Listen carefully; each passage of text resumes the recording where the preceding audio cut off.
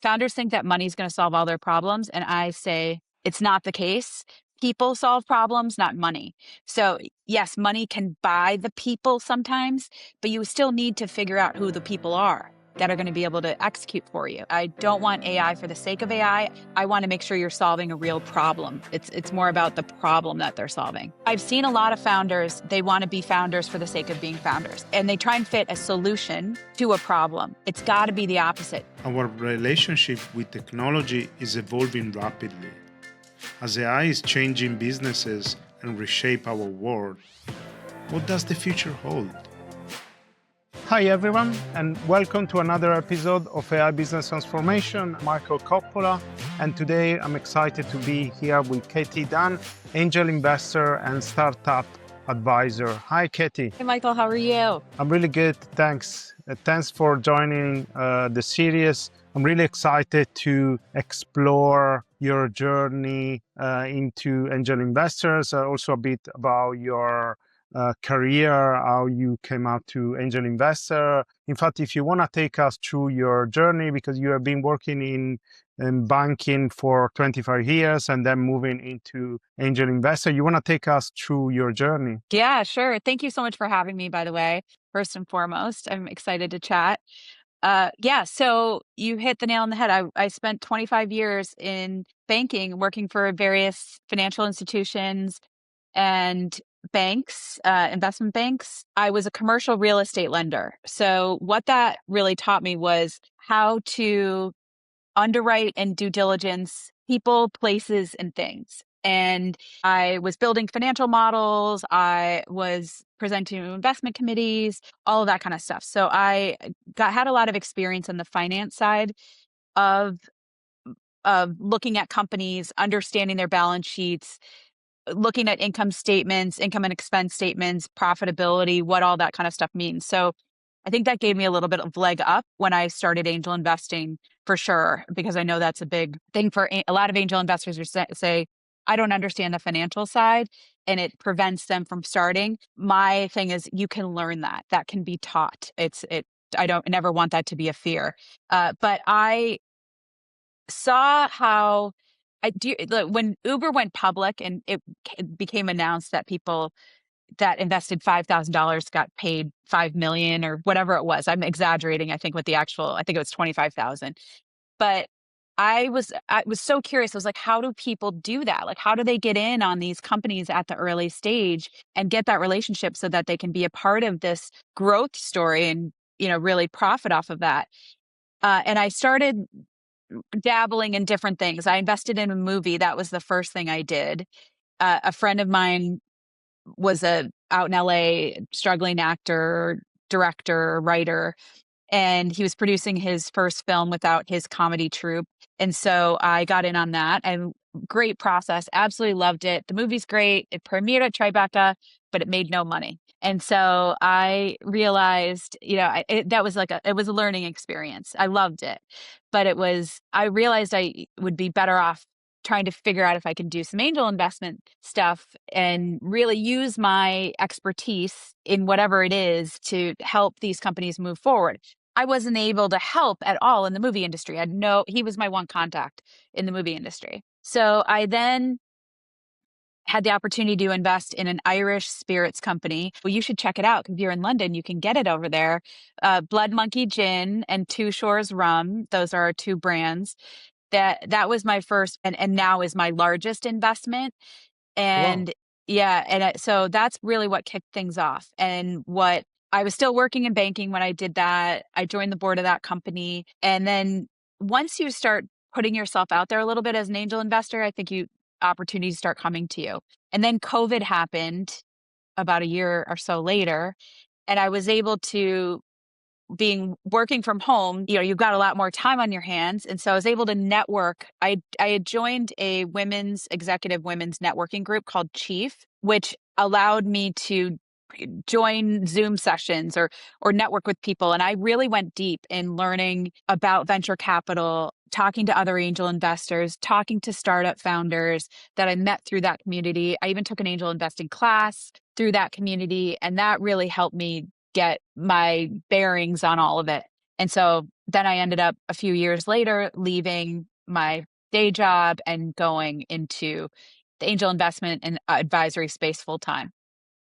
Really So exciting journey. Yeah. yeah, fun. It's really fun. And I think you have explored different sides. So, can you take us through more about your process when you are, getting involved in this startup as well? Also, with your background in banking. So, are you, of course, having an approach from the financial perspective? So, what are your, key differentiation that you are looking for in this startup that you normally get involved? Yeah. So I start with my thesis, and that's really important to me because if you just put out there that you're an angel investor, you're going to get, I still get an influx of things that don't meet my thesis, but I want to be helpful. I have made my earlier investments, there's some of them that I'm not as helpful with. And I did it because it sounded cool, or I, I wanted to learn more about that business. But I have found through experience that I'm better off sticking to what I know and what I actually can be helpful with, because yes, my money is helpful to an early stage founder, but what's really going to be move the needle is me as a person, my network, my experience, who I can introduce them to help them solve their problems. Because I say this to a lot to founders. Founders think that money's going to solve all their problems. And I say it's not the case. People solve problems, not money. So yes, money can buy the people sometimes, but you still need to figure out who the people are that are going to be able to execute for you. If you just throw money at something, it's not going to get fixed. So it's more about me leaning into that. So my thesis is US based companies that are underrepresented founders. So for me, that's women and people of color, LGBTQ, people that traditionally don't receive capital as much as others. And then in consumer packaged goods and tech. And when I say tech, I'm not a super deep tech investor. That's not something I understand or know.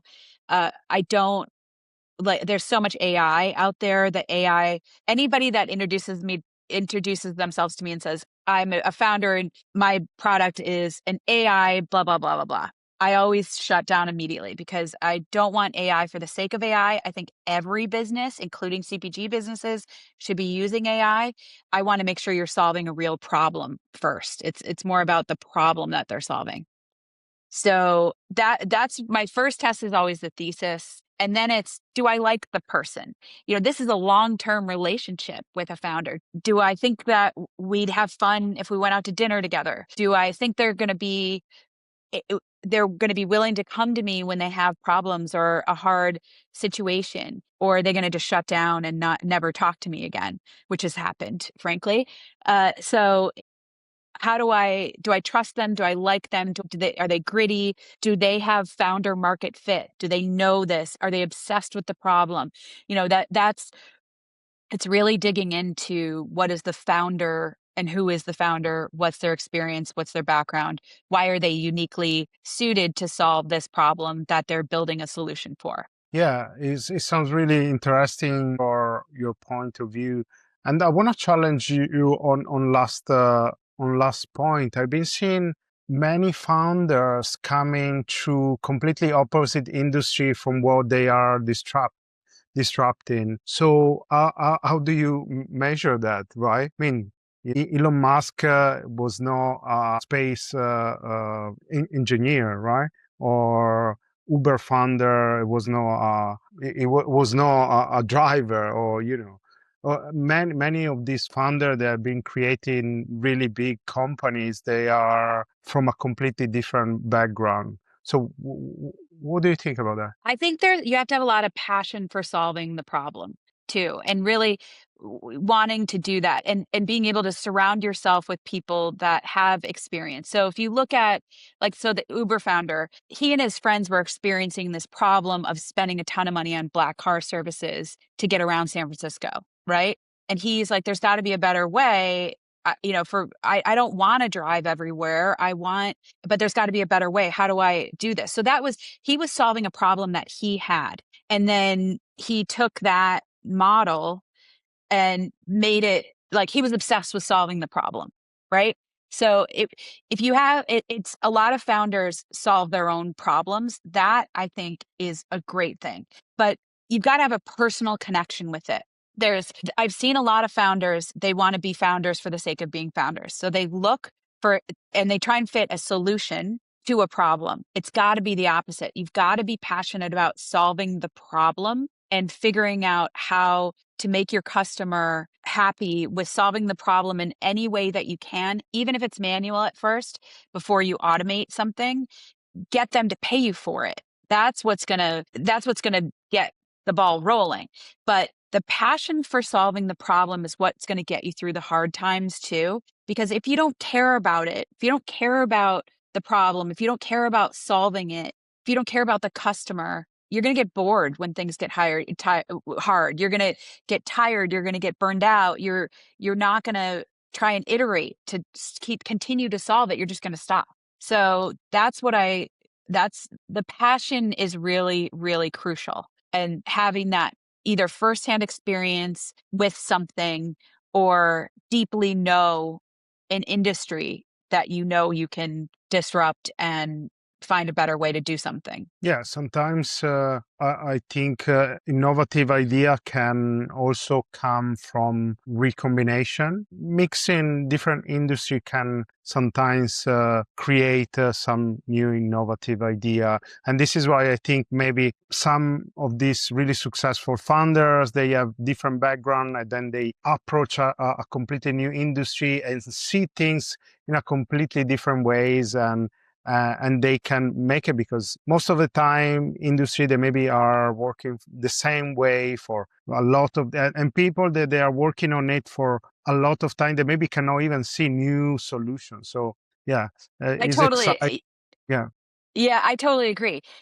I think there's also that, like, if you know too much about something, you're not going to be innovative about it. You're going to be like, no one's ever going to adopt this because I know, like, so I spent 25 years in commercial real estate, but I have no prop tech I have one company that's sort of a little bit prop tech out of my 30 companies. And it's almost like I know too much about how I know how we used to work and I don't think anyone's going to change ever. So it's like I've got this bad mindset around it, right? So I Yeah. know what you mean. Like coming from a different industry, and if also if you know what you're going to encounter along the way, you may never want to start because you know how hard it's going to be.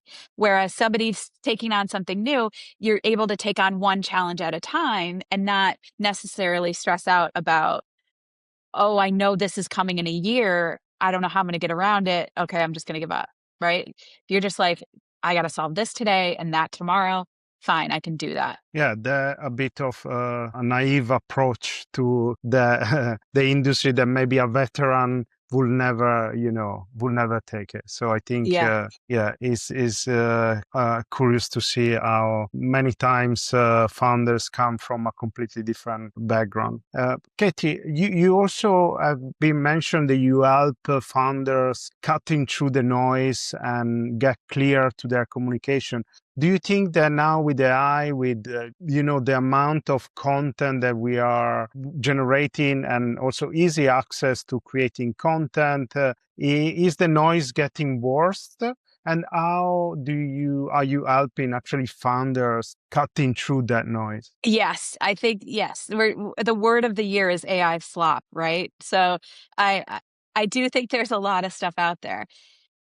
What I am really worried about, Michael, to be honest with you, is those people that just use AI to create the content for them. It may work, but when they get in person and they get on a podcast, for example, and they don't talk like they write, or they can't actually communicate in real life with somebody. They get on a panel, they get on a podcast, they're talking one on one at a networking event, and they don't sound anything like how they're presenting on LinkedIn posts or Instagram or TikTok, whatever it is, it's going to be a real problem for them for authenticity purposes. So I think you have to learn how first to use your own voice, whether it's communicating verbally or written, and then use AI to leverage what you're creating to sound like you and to make sure it's still your real ideas and opinions and still the way you would speak about something, still your like style, if you will. It's if you start backwards, you're going to have a big authenticity problem. And there with I do think there's also a big push to in real life events and being part of communities, and people want to sit down and talk to each other and not just interact over screens or DMs. So you got to know who you are to show up, how you show up in real life, and then use all that to come across. You know, and there's a lot of people doing that. I think there's, when I talk about the getting really like cutting through the noise and getting clear on stuff, that to me is more about being direct in how you speak and not using a bunch of buzzwords or telling people what you think they want to hear, not answering questions directly, speaking very simply so people understand the concepts. It's That's a really important skill of a founder because, as you know, you meet somebody and everybody's building something. You go to these networking events of founders and you're like, okay, what is that person do? And you're like, if you don't get it right away, you're moving on to the next person. And then, but if you are able to convey what you're building and then you move on to the next person and meet somebody else that you think should meet the person that you just met because they're building something similar or they should partner up on something. Like that's what I love doing is connecting people. So I need to understand and be able to describe everything super quickly. Like this founder is building a death tech platform. This person's building a platform to help people plan end of life celebrations. They should be connected. They're in the same space, they can help each other. Like I can talk about those businesses super quickly, super fast, and then get it on. But those are two founders that I'm working with right now. And I was able to describe them so quickly. That's what you want, is you want somebody talking in the room about you because you were able to communicate what you're doing so fast. Does that make And sense? yes, yeah. And do you have some maybe practical example we can apply straight away for founders? Yeah, I always say I'm an angel investor. Speak to me like I'm 5 years old. So it's a testing and iterating thing of how I'm solving this problem with this solution. My customer is this person. Like those are the fill in the blanks of those things is a good way to do it. I think practicing it in real life with people that don't know your business. If it's say it's your friend, if you're very techie and you've got an artist friend, do they know what you do? Can they tell somebody else what you do? And practice with them. Ask them, how would you say this, and make sure they get it. Do it with your grandmother, do it with a teenager, do it with somebody that isn't a part of your world and can help you figure it out. But the other thing, I built digital twins of myself, which I think that they help with this. Like they're amazing at it.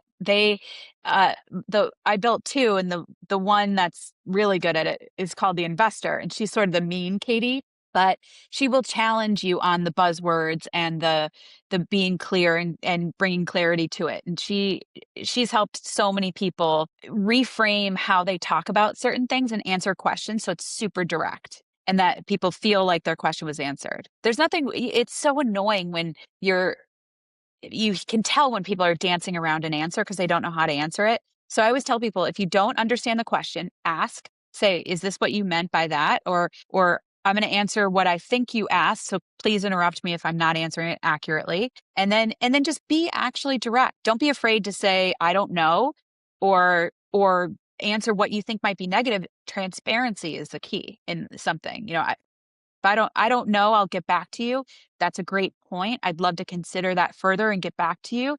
Those kinds of things are okay answers when you're talking to investors or partners. It's more about trust building than anything. Yeah, I completely agree. Sometimes it's not easy to communicate clearly the proposition. In fact, we have been through an incubator this summer with our startup, and we have been through a lot of exercise into how to communicate clearly. And it seems a really simple thing, but at the end, no, you have It's to. not.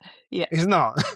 It's not so easy to be simple and clear with with your proposition and your business. It's not, especially because you are probably too much in your own thought, and yeah, and you maybe are too technical as well. You maybe are seeing the things from a really technical perspective, and but the people in front of you, they are not. So maybe also thinking about who are you talking to and adapting based of your audience is a key as well, because yeah, if you are talking to a more technical background person, you can go a bit more in details and explaining more all the technical part. But if you are speaking with someone that does have or have a more, like you said, maybe a banking background, it has to explain thinking the things in a different way. So yeah, it is not easy. It's not easy. And the other thing I see a lot is people are so passionate about what they're doing, which is great. It's awesome. And when they get passionate about it, they just want to talk and talk and talk. So it's sort of that, when do you take a breath and make sure the person's understanding what you're saying, or they want to continue talking about it? But you're right. It is so much about the audience. Like, you've got to have that one liner down for the networking events in real life, and then you have the longer explanation when you're talking to investors, a different side when you're talking to partners, a different side when you're talking to customers, and you've got to have it. It's a lot of practice, right? It's seeing what works, seeing what people get excited about, how they light up when you say certain things, or watching their facial expressions to see, are they confused? Are they not? Where do they blank out and say, okay, you lost me. So you got to learn to read people as well as understand and know your audience. What do they want to get out of this? Yeah. Yeah, and another thing in my mind is that what I've learned is, and I think this is everyone can get through the experience, is speaking less and asking more. So letting your audience more interacting instead of just speaking. Because as you said, yeah, we are really passionate. We want to speak a lot, but people get engaged when they have them to say, right? When they speak, when they feel part of it. So you have to, instead of, is more about asking them what they think about the certain things, your pitch, your project. So you get them more involved and excited about. So it's more listening and less speaking. I say that all the time when I give people networking tips. I say the first thing to do is shut up and listen, because what that gives you is you're able to hear what the other person's talking about, and you're able to find something in common with them. Maybe it's or a resource for them, or find something that you can comment on and say, oh, oh, Michael, I used to live in London too, like we were talking before this, and I used to live in this area. And so you let that person say, oh, what's going on with them. And then you build a rapport. You showed that you listened to them, and you made them feel good about giving them something. If you give them a resource, or you say, I would love to introduce you to that person, or whatever. People remember how you made them feel. They don't remember exactly what you said. So if you can leave them with that good feeling of, this person's a good listener, they have good energy, they showed me that they're willing to help, you leave them with that positive feeling, they're going to think of you again. So yeah, you're absolutely right. The listening is so important. Yeah, I say all the time, learn to listen first, and then and then everything else will come. But Katie, also on your description, on your bio, you are mentioning that you are combining investor psychology, storytelling, and AI tools. Can you explain about this? Yeah. So I have built custom AI tools that help with fundraising. So I've got a process about, as you can tell, like I'm big on how you communicate. So I find founders will build a deck The first time founders especially, they're like, okay, what do I need to do to fundraise? I know everybody talks about a deck. So they go online and they find all these, like the Airbnb deck or old decks that have been used, and they try and build their own startups deck based on some other deck out there. I am completely against that as a process, because I think you need to figure out what you're going to say and how you say it first. So I've got a proven model of how to start out your pitch, which is always with your own story, showcasing why you're starting this business, what problem you experienced, your family member experienced, what you saw, the opportunity you saw, to really bring in the person into your world and like get that emotional connection going. And then building out the rest, talking about your traction, talking about your team, talking about validating the problem, talking about the solution, the financials, the ask, all the things. So there's a certain order to it. So I've built some tools around it to help build out that pitch script first and then build the deck. So the deck becomes the visual representation of the words you say, and it becomes so easy to build the deck once you have the words. So I have another AI model that I built that takes that script once it's final and tells you this should be what's on every page. And it's super simple. I also have one that I built around TAM, SAM, SOM, which I find a lot of founders struggle with, how to calculate your TAM, SAM, SOM, what it means and how to back it up. Because so many people, they'll say, okay, our TAM is 50 billion, our SAM is a billion, and our SOM is 500 million. And then they show their year 3 financials, they're going to make 5 million. I'm like, okay, your SOM and your year 3 projections do not match. Like, how are you getting to that? Like, these things need to line up. Like the logic needs to be there. The data needs to be proven out. Your assumptions need to really be honed to make sure all this stuff makes sense. Having an outside perspective to make sure and see everything from above, to make sure what you're saying and how you're saying it all matches and can be defended, is the crucial part of the process for me. And where we can find these tools? They are publicly online, They're or coming publicly online. They're not okay. there yet. Right now, I work with people one-on-one with these, but I am working on commercializing them because there's been a lot of people with interest in them. But you can definitely talk to my digital twins right now. They're out there, and I can give you a link to them for the show notes or whatever. Yeah, yeah, yeah, And yeah.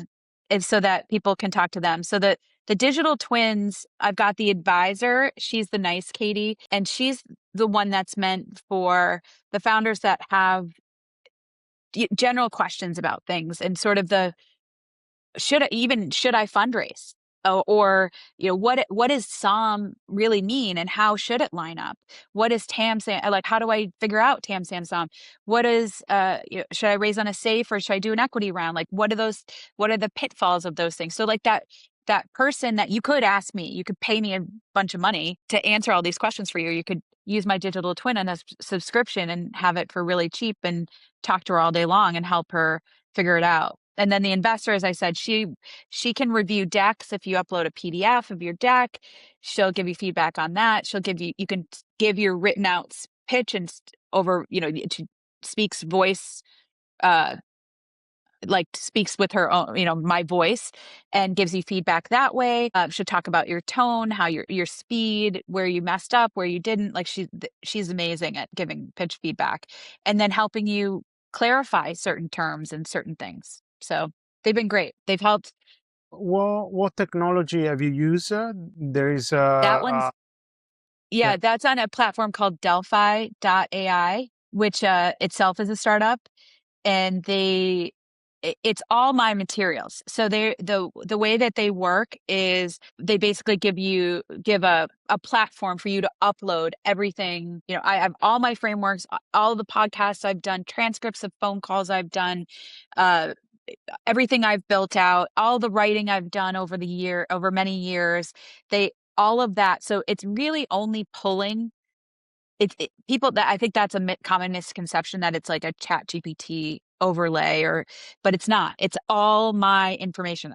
I have it set so it cannot come up with anything. It can't say anything that's not in my own content. Yeah, you basically upload the knowledge base of your, yeah, of your content, and then they react. You set them on base of this different objective, how they are optimized for, and then they perform that. You also have uploading the there is a digital avatar as well, It's so I don't have or is a voice avatar? it's voice. So you can chat, you Voice. can Yeah, yeah. message, or do voice conversation similar to ChatGPT, where you can dictate, type, or talk, and I'll talk back or type back. But you always get a transcript of the entire conversation. You get a summary of the conversation. It sends emails to follow up on things, that kind of stuff.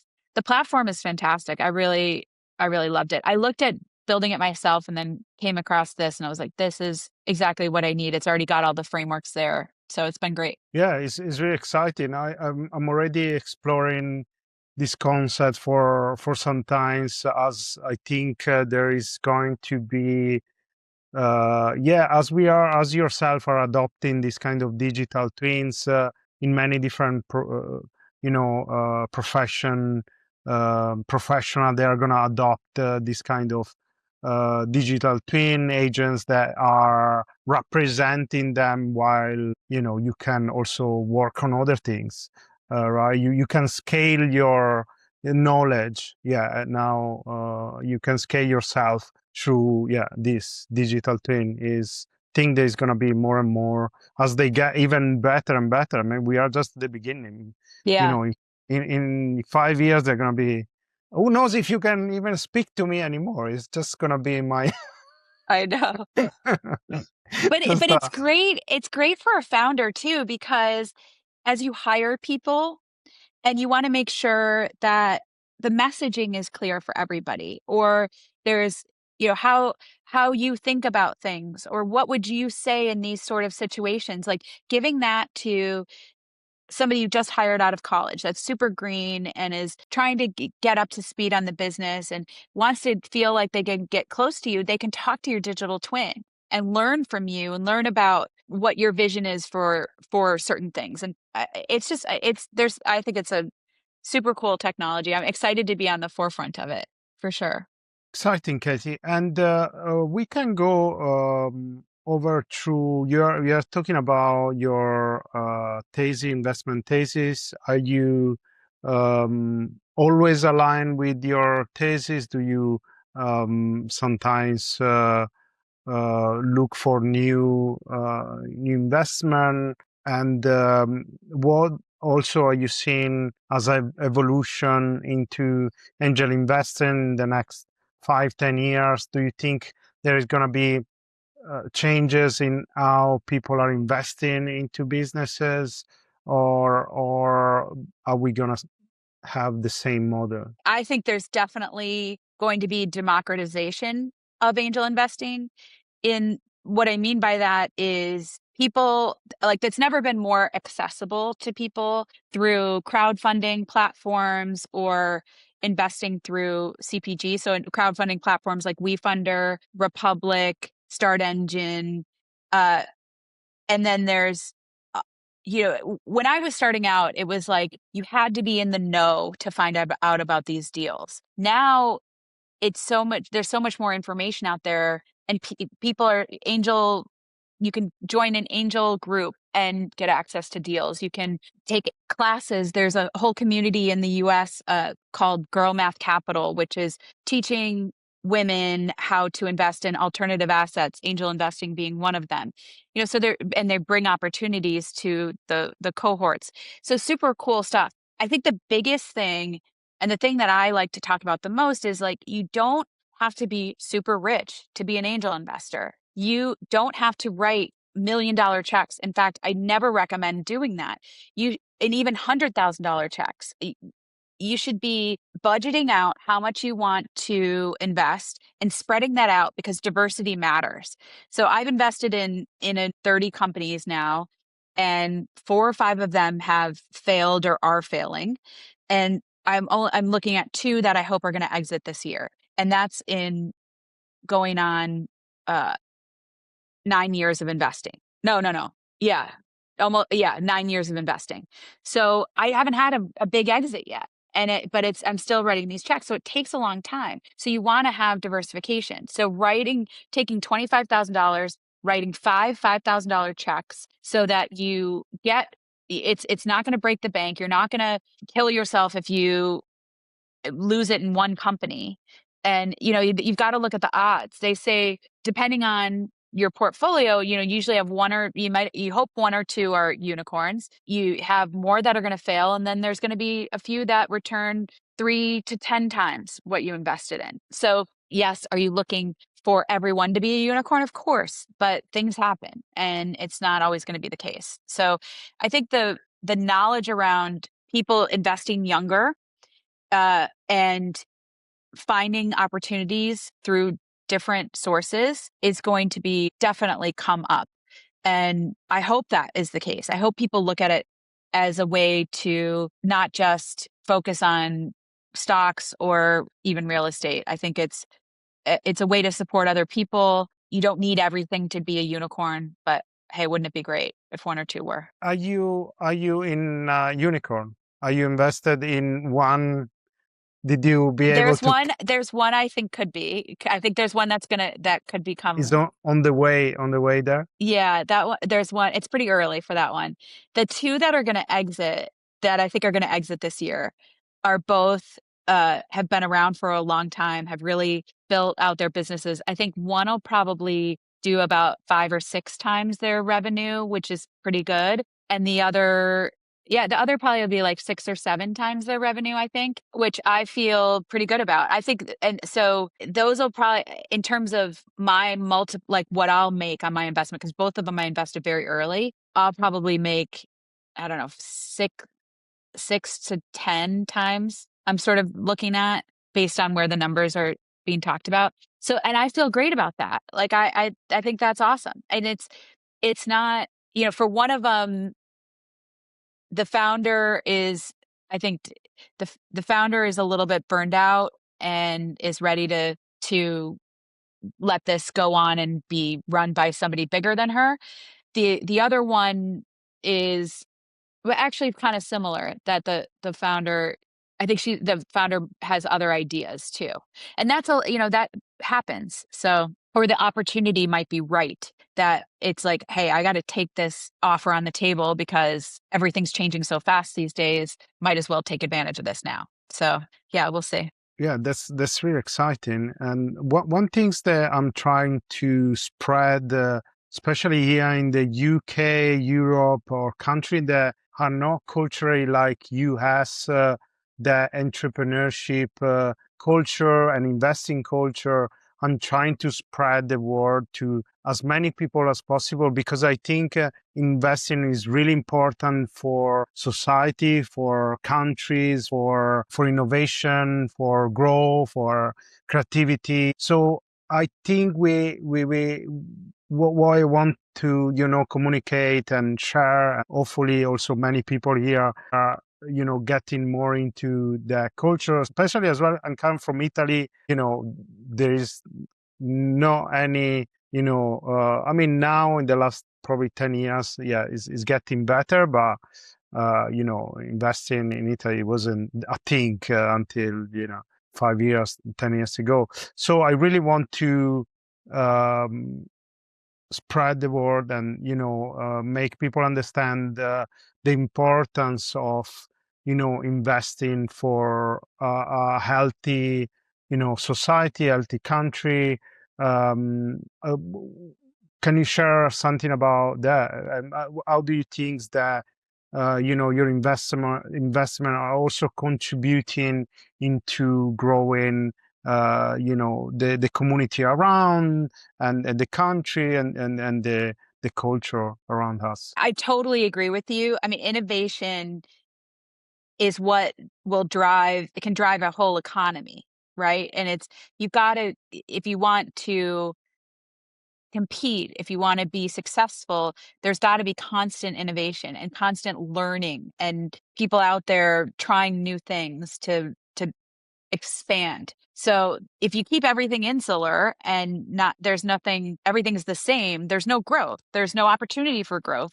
It's just going to be stagnant and people are going to be unhappy. People want to learn, people want to expand, people want to do new things. So you've got to keep that. I mean, that's just at a basic level. So keeping the innovation flywheel going is really important. For me, my thesis, in the US, venture capital, women get less than 2% of venture capital dollars. Me investing in women is a way to support ideas that might not otherwise ever see the light of day without investment. And there's, you know, I'll use the movie as an example that I invested in. I was the first investor. So I got a syndicate from a couple other friends that wanted to invest. We were the first check in. That gave them the credibility to go out and raise from other people. If they didn't get my money, who knows if the movie would ever have been made.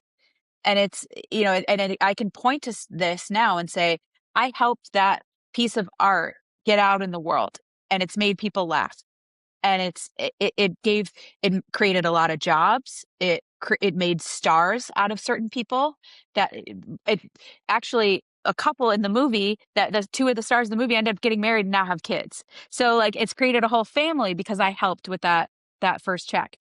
But the building the ecosystems and the communities around supporting founders, I think there can never be too many. There's a lot of people that think like, oh, there's so many accelerators out there. There's so many uh, startup communities, but being a part of all of them or some of them, you don't need to be a part of all of them, but find the ones that make sense for you. There's so many niche things out there that can help support and move your idea forward. And just finding that right group can make all the difference in the world. So I look at it as my dollars are going towards people that might not otherwise get dollars from traditional people. And then me as a person bringing value to the company, I can make introductions. I can bring I can bring partnership opportunities. I can help them with customers in some cases, whatever my network and my experience can bring, I'm going to do.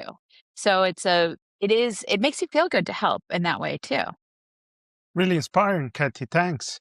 It's great to see. I think is essential. It's really essential that for also European country, we adopt much more of a investor mentality and and taking the risk. I mean, US is so successful in business because of risk capital, because people understand the risk, they understand the power of the risk capital and the return can have. Here, we many people, they do understand. So there is the need to take the risk to innovate and invest in new idea, in people that want to build. And it's so essential for a growing society. In fact, now we find UK with that zero GDP growth Italian society, and this is because we have not been investing enough in innovation in the last decade or 20 years. So yeah, is really essential. Katie, now I want to talk about something that I ask most of the people that they join the podcast is also a bit about the risk about AI and also understanding as a society the spread of AI. There's been a lot of layoff across the tech industry, mainly US, UK, and globally. Are you worried about the centralization of power of AI? AI is again another centralized technology. Um, do we need to adopt new business model to allow spread the value across countries, across community, or the traditional capitalism framework is still working? Yeah, that's a good question. I think everybody I look at this like the Industrial Revolution. So with the Industrial Revolution and Ford building, coming up with the model of everybody has one job. They screw in this bolt on the car, and then the next person's putting the tire on, and the next person's putting the door on, and the next person's, whatever, like having that process and the manufacturing and all of that. People were scared then, right? That jobs were going to go away. I think society adapts. And I think we're at the same point. And I look at too, I'm old. I've been around for a long time. So my first job, we didn't have email. We literally didn't even have email. So I've seen the advent of email coming into a company, then getting BlackBerries. So you're on all the time, to getting to the cell phone and the Palm Pilot, and then to the iPhone. And, I've seen that evolution of how efficient you can become once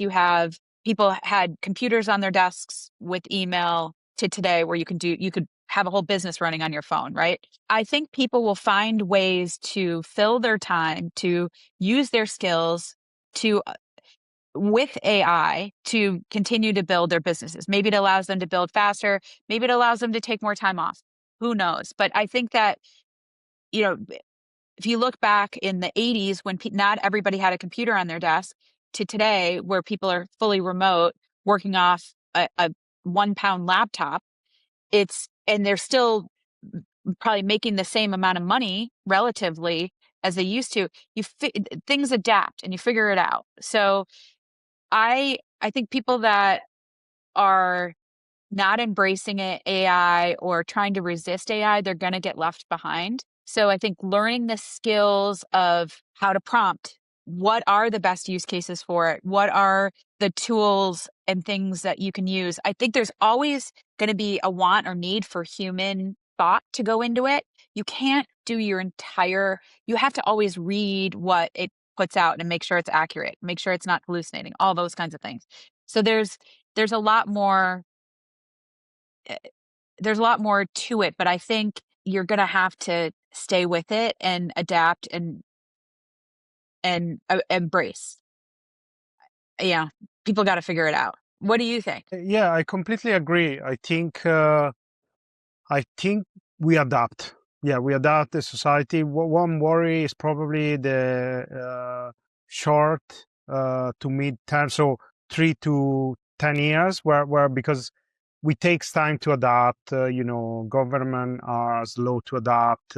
People are also most of people, statistically speaking, are slow to adapt. Their resistance. So I think we are gonna probably go through a period of disruption where maybe things are going to be maybe with a higher employment rate. But we started to see, protests in the street, populism, so I think we are going to see a period of that, but then we will be able to find, way to mitigate that, and then I think there is going to be how many people call the plentitude, because of AI, robotics are gonna be able to drop the cost of producing services,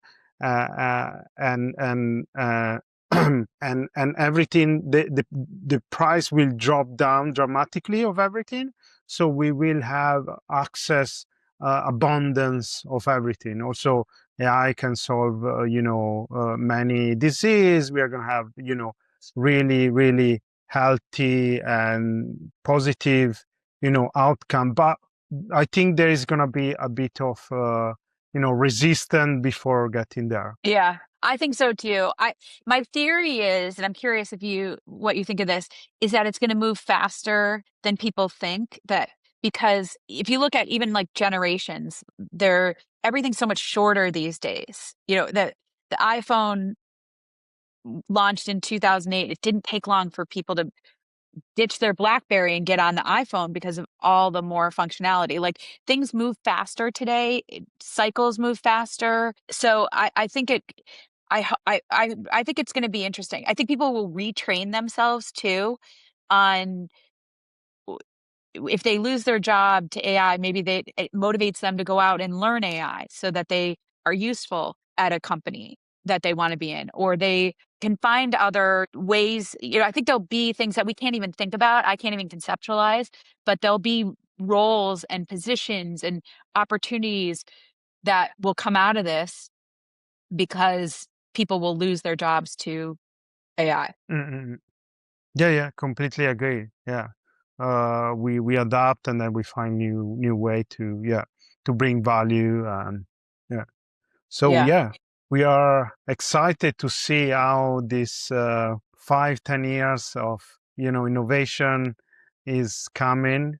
So Katie, thank you very much for your time. It was great to speaking to you. Do you have anything else you want to add? Maybe some latest closing, some closing line you want to add? If you have any actionable step for founders, entrepreneur, business leader, they want to, I mean, from my side, I already said always, be open. One thing I always say, be open to change and new idea, keep learning and, see things on a different perspective is essential for healthy society. Yeah, I love that. I love that.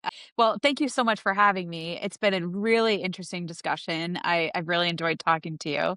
And I think, yeah, I say the same thing, but I think I would also say learn about yourself and what your positions are and what is important to you so that when you are using AI or trying to do other things, that you keep that ethos intact, keep that your mission always in the back of your head and how you're talking about things, the frameworks you're using, all that kind of thing.